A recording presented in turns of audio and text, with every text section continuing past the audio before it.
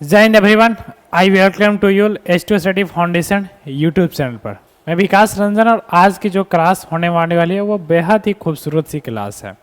इसमें आज की क्लास में आप सभी को हम क्वेश्चन आंसर करवाएंगे जो कि पिछली क्लास में कुछ क्वेश्चन से बच गया था। बहुत सारे क्वेश्चन हम पिछला क्लास में करवा दिए हैं और आज की क्लास में हम देखेंगे कि ख़त्म कर नहीं सकते हैं या नहीं। देखेंगे जहाँ तक हो पाता है हम कोशिश करेंगे ख़त्म करने का, नहीं होगा तो नेक्स्ट क्लास में करेंगे। राइट, देखिए जो हम लोग का क्लास चल रहा है वह अध्याय 1 है, यानी इकोनॉमिक्स का चैप्टर नंबर 1 का क्लास चल रहा है, जिसमें हम लोग ने क्वेश्चन आंसर कर लेक्चर 3 में कर लिए हैं, यानी लेक्चर 1 लेक्चर 2 में इस पूरे अध्याय को हम लोग ने अध्ययन किया है ना। और इसके बाद क्वेश्चन आंसर भी, यानी ऑब्जेक्टिव क्वेश्चन संडे को संडे मैराथन में होगा, बाकी जो सब्जेक्टिव क्वेश्चन है वो हम करवा रहे हैं। ठीक है, यहाँ तक जो हम लोग क्लास को कर चुके हैं और आज की क्लास को देखेंगे कहाँ तक जाता है। ठीक है, देखिए आज की जो क्लास होने वाली थी वो हम लोग ने इसको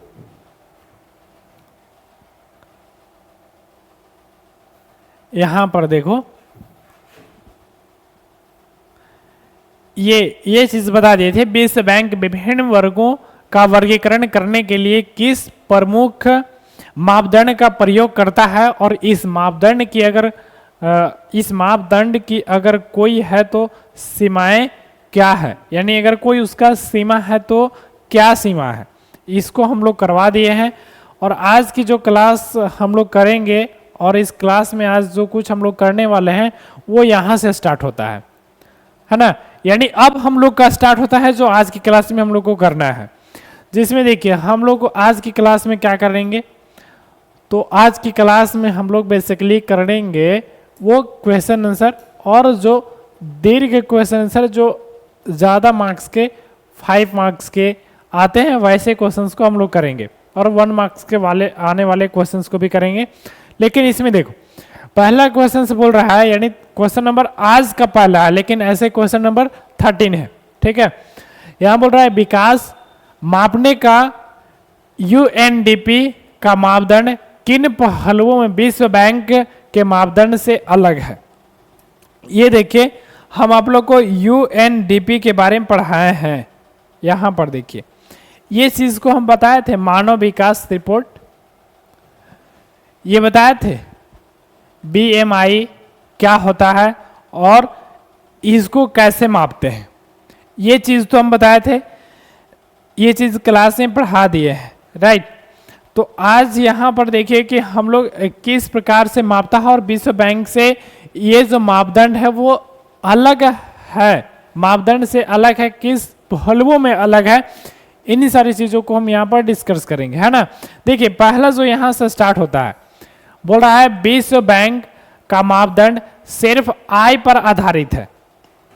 विश्व बैंक कैसे मापता है, तो विश्व बैंक का रहता है कि आय डॉलर में वो मापता है, और डॉलर में जो है विश्व बैंक देखता है कि कौन सा देश ज्यादा किसके पास ज्यादा इनकम है, तो जो वो सिर्फ आय पर आधारित है। विश्व बैंक वाला किस पर आधारित है, तो सिर्फ और सिर्फ आय पर आधारित है। आय के अलावा भी कई और मापदंड हैं, बिल्कुल मापदंड है, जैसे हम लोग हरियाणा, केरल और बिहार के बारे में देखे थे, जिसका प्रति व्यक्ति आय हरियाणा का ज्यादा था और केरल का प्रति व्यक्ति आय बहुत ही मतलब उसे हरियाणा से कम था और बिहार का बहुत ही कम था, है ना। लेकिन अगर शिशु मृत्यु दर आप देखेंगे तो केरल का बहुत ही कम है as compare to Bihar and Haryana, है ना। आप अगर हरियाणा और बिहार से कंपेयर करेंगे तो केरल का शिशु मृत्यु दर बहुत कम है। इट मीन्स कि वहां प्रति व्यक्ति आय के साथ साथ स्वास्थ्य भी अच्छा है, शिक्षा भी अच्छा है ना। तो ये कौन सा करता है, यो UNDP जो मापदंड है वो इन सारी चीजों पर देखता है, लेकिन विश्व बैंक सिर्फ किस पर, सिर्फ और सिर्फ आय पर आधारित है, समझे। अब आय के अलावा भी कई मापदंड हैं जो विकास के लिए आवश्यक होते हैं। सिर्फ आप आय को देख करके आप ये नहीं कह सकते हैं कि वो विकसित है या नहीं विकसित है। अब किसी पास पैसा है अब वो भाई पैसा को खर्चा कर ही नहीं रहा, पैसे को सिर्फ दिखाना चाह रहा है। उसके घर में उसके बच्चे का तबीयत खराब है, वो खुद भूखा नंगा है, लेकिन वो पैसा को खर्चा नहीं करना चाह रहा है। तो ये विकास नहीं बोलेंगे, यानी विकास के अलावा और भी आवश्यक होता है, क्योंकि मनुष्य केवल आय के बारे में नहीं सोचता था कि वह अपनी सुरक्षा, दूसरों से आदर और व्यवहार आजादी जैसे अन्य लक्षणों के बारे में भी सोचता है। और यूएनडीपी द्वारा प्रकाशित मानव विकास सूचकांक में विकास के 3 प्रकार मापदंड अपनाए गए हैं। अब देखिए विकास के लोग क्या है, विकास का मतलब सिर्फ क्या आय को सोचता था, जैसे हम लोग लेक्चर 1 की क्लास में देखें कि सभी लोगों को विकास का मतलब अलग अलग होता है। अगर कोई निम्न वर्ग से है, यानी अगर वैसे व्यक्ति जो मजदूर वगैरह करता है, तो उनका विकास का मतलब है कि हमको पूरा ईयर कहीं ना कहीं मजदूरी करने को मिल जाए और मेरे बच्चे आसानी से और सिंपल वे में अपने गांव के नज़दीकी स्कूल में पढ़े और हमें समाज में डिग्निटी भी मिले। और वहीं पंजाब के अगर किसानों की बात करेंगे तो उन लोगों को क्या सोचता, वो सोचते हैं कि मेरा जो पहले एक बेस बन गया है कि मेरे जो पूर्वजों लोग इतना कमाते थे, भाई उससे नीचे नहीं आना है और हमें अपने बच्चों को विदेशों में सेटल कराना है, राइट। ये इन सही विकास का मतलब सभी लोगों का अलग अलग था। तो सिर्फ हम एक चीज को सिर्फ और सिर्फ आय को हम विकास कैसे मान ले, तो यूएनडीपी जो मेथड है वो 3 प्रकार से विकास के मेथड को मानता है, जिसमें पहला है लोगों का स्वास्थ्य, कि स्वास्थ्य उनका कैसा है और शैक्षणिक स्तर कैसा है, और इसके बाद प्रति व्यक्ति आय कैसा है, कितना है, समझे। तो ये यूएनडीपी का मेथड है, राइट। तो यहां पर देखिए, यानी ये क्या है कि द्वारा प्रकाशित मानव विकास सूचकांक में 3 प्रकार के क्या हैं, ये तरीके हैं, जिसमें पहला तरीका है लोगों के स्वास्थ्य पर, लोगों के स्वास्थ्य के आधार पर, है ना। आप इसको यूं चाहो तो आप इसको हाईलाइट भी कर सकते हो, है ना, विकास के आधार पर। ये तो नहीं दिख रहा है ससुरा, ये तो पूरा हाईलाइट हो जा रहा है ना। तो ये है विकास, यानी लोगों के स्वास्थ्य के आधार पर हम इसको क्या करते हैं, हाईलाइट करने का कोशिश करते हैं, देखते हैं हो जाता है। सुगा कलर ये तो ढक देगा ससुरा, ये देखते चमका वो देखते हैं थोड़ा सा, है ना,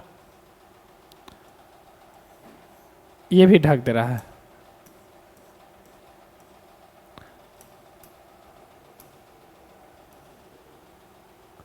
यह है लोगों का स्वास्थ्य, है ना, कि लोगों का स्वास्थ्य कैसा, भाई लोग बीमार है और बोलेंगे उसका प्रति व्यक्ति आय ज्यादा है, तो वो अच्छी बात नहीं है ना। तो हम क्या देख करेंगे, पहले स्वास्थ्य, यानी स्वास्थ्य पर देखिए मानव विकास का प्रमुख मापदंड लंबी दीर्घ आयु है। जैसे आजकल बहुत सारे लोग सोचते हैं कि on an average 50 to 60 is क्यों बच चुका है लाइफ, यही है 70, पहले क्या ऑन एन एवरेज 80 वर्ष था, सॉरी 100 वर्ष, है ना, लेकिन अभी क्या है कम हो गया। तो मानव विकास का मतलब एक ये भी होता है कि वो दीर्घ आयु हो, है ना। जैसे हम लोग पहले रामायण वगैरह में या माता पिता या दादी वगैरह का जब प्रणाम करते हैं, दीर्घ आयु होगा, है ना, यानी लंबी उम्र हो। तो क्या चाहते हैं कि लंबी उम्र चाहते हैं, दीर्घ आयु चाहते हैं। और विभिन्न देशों के लोगों के जीवन प्रत्याश जितनी अधिक होगी, वह देश उतना ही अधिक विकसित माना जाएगा। प्रतिशत जितना अधिक होगा, प्रत्याश नहीं प्रतिशत, है ना, प्रतिशत। यह जीवन स्तर भी आप इसको कह सकते हैं, प्रत्याश नहीं, जीवन स्तर जितना अधिक होगा वह देश उतना ही क्या होगा, विकसित माना जाएगा। अब दूसरा जो यूएनडीपी अपनाता है वो क्या चीज है, शैक्षणिक स्तर। तो जिस देश की शैक्षणिक स्तर जितना अधिक होगा वह देश उतना विकसित माना जाता है, और जिस देश की शैक्षणिक स्तर कम है वह अल्प विकसित माना जाता है। समझे, यूएनडीपी मेथड ये भी देखता है कि कौन सा देश ज्यादा विकसित है। जो देश ज्यादा विकसित होगा उसे, मतलब अगर उसका देखेंगे कि उसका शिक्षा लेवल क्या है, एजुकेशनल क्राइटेरिया कितना है, उसमें क्या शैक्षणिक स्तर है, तो इस चीज को भी मापता है। जिसमें ज्यादा शिक्षा, अगर शिक्षा जो शिक्षित से शैक्षणिक स्तर जिसका ज्यादा होगा वो देश ज्यादा विकसित होगा। समझे, ये यूएनडीपी का कहना है। अब देखो प्रति व्यक्ति आय, प्रति व्यक्ति आय, जिस देश की प्रति व्यक्ति आय अधिक होगी वह विकसित माना जाएगा, क्योंकि आय अधिक होने से लोगों का जीवन स्तर ऊंचा हो जाता है। अब जिसके पास आय अधिक होगा तो जो लोग कभी कांटों में छिराते थे, पत्थर में रगड़ाते थे, अगर उनका प्रति व्यक्ति आय अधिक हो जाएगा तो वो लोग वहां नहीं जाएंगे, जबकि उसका जीवन स्तर अच्छा हो जाएगा, बेहतर हो जाएगा। तब हम कह सकते हैं कि क्या है, देश विकसित है। समझे, यहां तक समझ में आया। अब देखिए अगला क्वेश्चंस की ओर हम मूव करते हैं। आई होप कि this question will be clear and I move next question.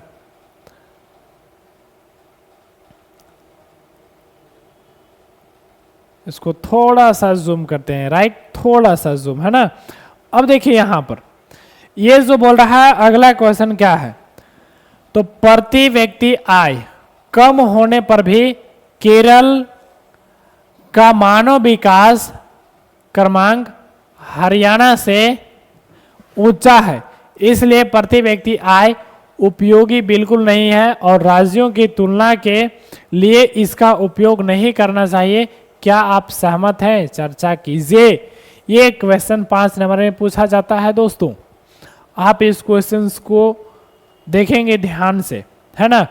यहां पर बोल रहा है, क्या चीज बोल रहा है भाई, कि अब हरियाणा का आप देखेंगे प्रति व्यक्ति आय ज्यादा है, केरल का प्रति व्यक्ति आय कम है, लेकिन शिशु मृत्यु दर केरल का कम है और हरियाणा का ज्यादा है। तो सिर्फ आप राज्यों की अगर क्या राज्यों के क्या चीज का, राज्यों की तुलना करते हैं कि इसमें कौन सा राज्य ज्यादा विकसित है, कौन सा राज्य कम विकसित है, तो आय को लेकर के बिल्कुल भी तुलना ना करें, यानी उपयोगी नहीं है, कारण चाहिए। क्या आप इससे सहमत हैं और इस पर चर्चा कीजिए, है ना।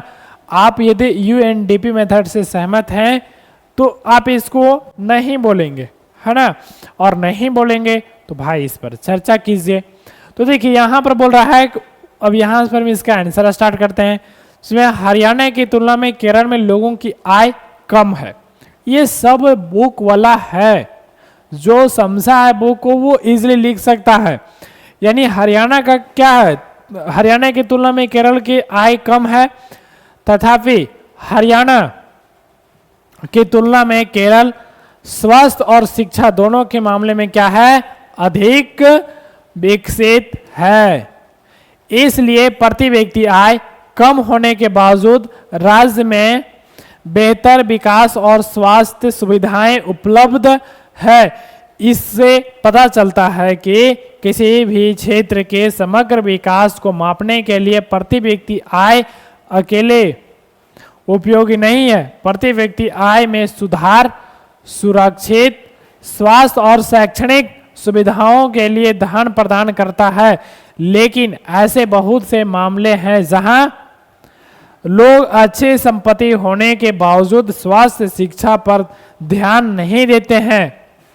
और उसी प्रकार से प्रति व्यक्ति आय माप के लिए एक उपयोगी मापदंड है, लेकिन इससे इन दोनों कारकों स्वास्थ्य और शिक्षा को भी शामिल किया जाना चाहिए।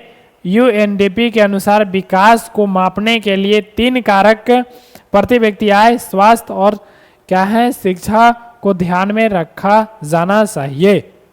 यूएनडीपी मेथड क्या कहता है भाई, कि आप यदि विकास, कोई राज्य कोई देश विकसित है या नहीं है, तो आप सिर्फ और सिर्फ उसको आय को नहीं देखो, बल्कि उसे स्वास्थ्य को देखो, उसके शिक्षा को देखो। अब आय पर आओ, है ना। ऐसा कई बार देखा गया है कि ज्यादा आय रहते भर में वहाँ की शिक्षा, वहाँ की स्वास्थ्य का रेपुटेशन बिल्कुल डाउन है। समझे? ये कहता है बहुत ही आसान है। जैसे ये देखिए, ये सारा चीज बुक से लिया गया है। आप बुक होगा देखेंगे आपको वहां पर समझ में आएगा। यहां पर बुक, भाई कहाँ निकलेगा बुक, यहां पर ये बुक वाला है ना, मानव विकास, ये तो बुक वाला है इसका। चलो बुक में हम बता दिए हैं, राइट, बुक में बता दिए हैं। यहां से बुक वाला नहीं निकलेगा, समस्या निकालने में फिर यहां पर ज्यादा समय इन्वेस्ट होगा। यानी सारा चीज क्या चीज है, ये बुक वाला ही है। और ये यूएनडीपी मेथड के अनुसार आप इस पर चर्चा कर सकते हैं। विश्व बैंक और यूएनडीपी दोनों पर आप चर्चा करेंगे, बिल्कुल एग्जामिनर जो है खुश होकर के आपको मार्क्स देगा। समझे? अब आगे देखिए, अगला, भारत के लोगों द्वारा ऊर्जा के किन स्रोतों का प्रयोग किया जाता है, ज्ञात कीजिए। अब से 50 वर्ष पश्चात क्या संभावनाएं हो सकती है। यानी आप अभी के समय को देखिए और इसके बाद जो 50 वर्ष बाद जिस लेवल से हम लोग उसको उपयोग कर रहे हैं, अब उसको आने वाला भविष्य को आप देखिए क्या क्या समस्याएं उत्पन्न हो सकती है, उसी को यहां बेसिकली चर्चा करेंगे, है ना। देखिए, भारत के लोगों द्वारा ऊर्जा के किन स्रोतों का प्रयोग किया जाता है। जो भारत के लोग हैं वो ऊर्जा के कौन से स्रोत का प्रयोग करते हैं। आगे बोल रहा है, ज्ञात कीजिए अब से 50 वर्ष पश्चात क्या संभावनाएं हो सकती है। अब से 50 वर्ष बाद क्या संभावना आप उसे व्यक्त करते हैं, क्या संभावना हो सकती है उससे, उसको डिफाइन करना है, राइट। तो यहां पर देखिए, भारत के लोगों द्वारा इस्तेमाल किए जा रहे वर्ष के वर्तमान स्रोत निम्नलिखित है। कौन कौन से हम लोग स्रोत का उपयोग कर रहे हैं भाई, तो कोयला हो गया, तेल हो गया, यानी कोयला का प्रयोग ईंधन के रूप में लगभग उद्योगों में कच्चे माल के रूप में किया जाता है। वाष्प इंजन जिसमें कोयले का प्रयोग होता है। अगला है खनिज तेल। खनिज तेल का प्रयोग सड़क परिवहन, जहाजों, वायुयानों आदि में किया जाता है।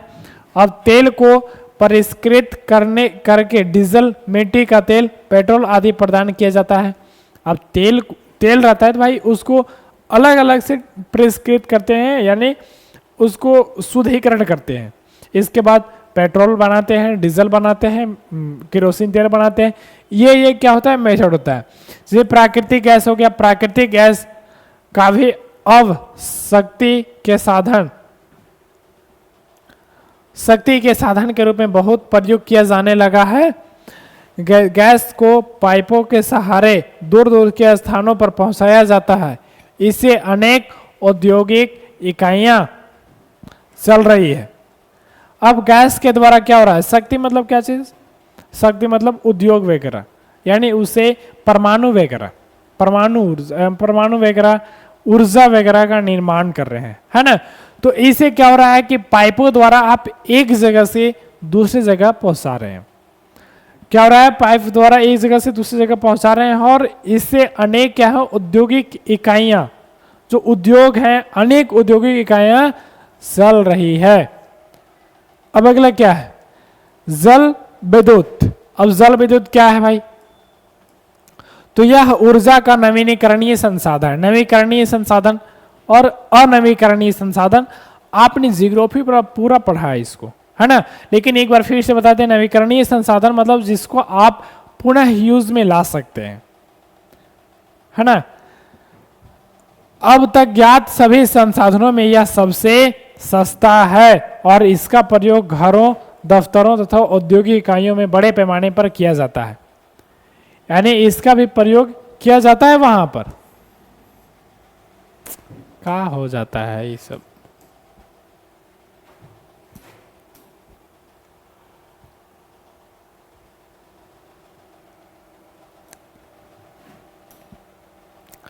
यानी बड़े पैमाने पर वहां पर क्या कर रहा है, यूज किया जाता है। ऊर्जा के और अन्य स्रोत, ऊर्जा के देखिए, ऊर्जा के यही तो स्रोत नहीं है, और भी अन्य स्रोत हैं। तो ऊर्जा के अन्य स्रोत के कुछ ऐसे स्रोत भी हैं जिनका प्रयोग अभी कुछ समय पूर्व से ही किया जा किया जाने लगा है, जैसे पवन ऊर्जा, सौर ऊर्जा, बायोगैस और भूतापीय ऊर्जा। यानी ये तमाम तरह के आप देख रहे हैं, जैसे पवन ऊर्जा हो गया, सौर ऊर्जा हो गया, यानी सन के द्वारा। जिसमें अभी क्या हो रहा है कि बैटरी के द्वारा व्हीकल वाहन सब देख रहे हैं कि बैटरी के द्वारा चल रहा है। ये क्या चीज़ है, ये अब हुआ है, लेकिन वो क्या चीज़ वो पहले से चला आ रहा है। तो उसमें क्या होगा कि बायोगैस, भूतापीय ऊर्जा आदि ऊर्जा के अधिकांश जो परंपरागत करने पर समाप्त हो जाते हैं। संसाधनों का प्रयोग लंबे समय से हो रहा है और यह सभी स्रोत अनवीकरणीय, मतलब एक बार प्रयोग। ये क्या हो जा रहा है, इसको बार बार इधर कहा जा रहा है।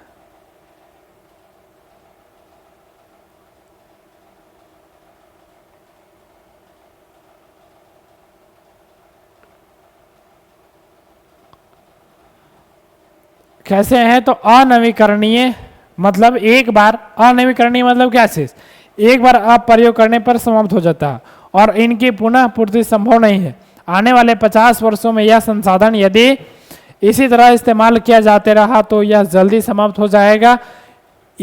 हमें इन संसाधनों को बचाना है, तभी ऊर्जा के नए और नवीकरणीय संसाधनों को खोज कर उनका आधिकारिक प्रयोग करना होगा। अब देखिए, जब हमें वो परंपरागत जो ऊर्जा के स्रोत हैं यदि उनको बचाना है, हमें क्या करना पड़ेगा, हमें उनका क्या करना पड़ेगा, बचाना होगा और नए नए संसाधनों की क्या करनी पड़ेगी, खोज करना पड़ेगा, डिस्क्राइब करना पड़ेगा। समझे, यहां तक समझ में आया होगा। अब आगे देखिए,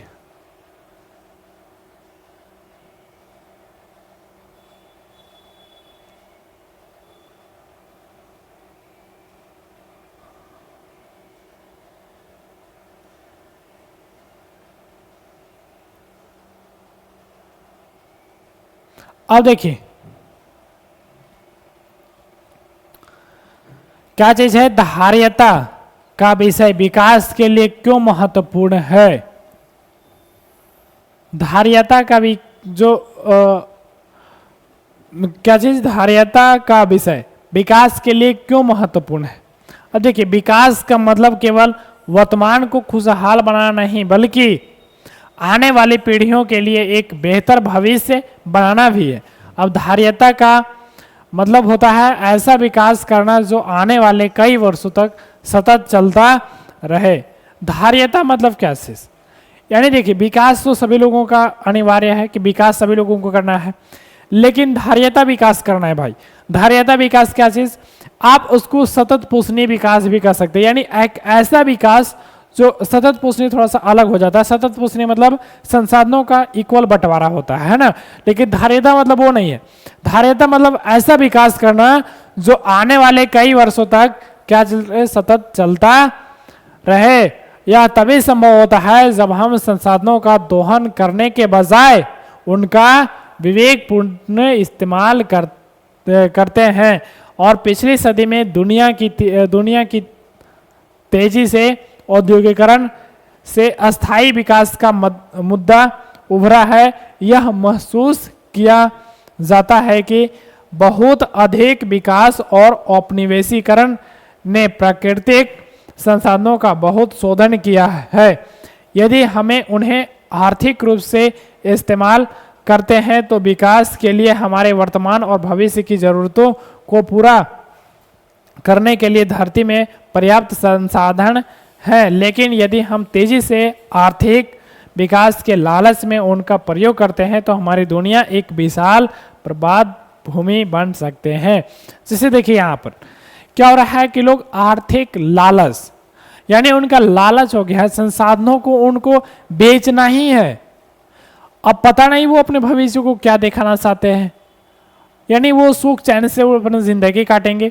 लेकिन भाई तुम ये जो कर रहे हो, जो ये संसाधनों को बेच करके आप पैसे जो इक्वायर करना चाहते हो, आर्थिक लालच जो आपके अंदर है वो किस लिए है, उसका डेस्टिनेशन क्या है, डेस्टिनेशन क्या है, उसका अंतिम क्या है, वो भविष्य के लिए। लेकिन आप भविष्य के लिए आप तो संसाधनों को रहने नहीं दे रहे हो। संसाधन को आप पैसे इकट्ठा करके नहीं रखो, बल्कि उन्हें संसाधन ही छोड़ दो, भविष्य अपने आप उसका यूज कर लेगा। तो हमें एक ऐसी विषय अपनाना चाहिए, धारियता का विषय विकास के लिए महत्वपूर्ण हो जाती है। समझे? तो आज की क्लास को हम यहीं पर पूर्ण विराम देते हैं और हमें और भी आगे यहाँ पर करना है। पर्यावरण में गिरावट के कुछ ऐसे उदाहरण की सूचना बनाइए जो आपको आसपास देखने को मिलते हैं। इसको हम लोग नेक्स्ट क्लास में करेंगे। आज की क्लास को हम लोग यहीं पर पूर्ण विराम देते हैं और हम लोग इसको क्यों इस तरह से डिवाइड कर रहे हैं, क्योंकि आप उसको याद कर नहीं सके पूरा, है ना। पता चला कि आप हम करवा दिए पूरा, आप लोग को याद हुआ ही नहीं। याद नहीं हुआ क्या फायदा भाई, आप उसको एग्जाम में लिखोगे तब ना। सपोज दैट क्वेश्चंस आ जाता है कि धारियता का विकास क्यों महत्वपूर्ण है, धारियता के विषय में विकास क्यों महत्वपूर्ण है, ऐसे कुछ भी क्वेश्चंस घुमा के आ सकता है। तो आप उसके बारे में जानो, याद करो, तब तो बारे में इसके बारे में लिख सकते हो। तो आज की क्लास को यहीं पर पूर्ण विराम देते हैं और मिलते हैं नेक्स्ट वीडियो में। तब तक के लिए बाय, जय हिंद।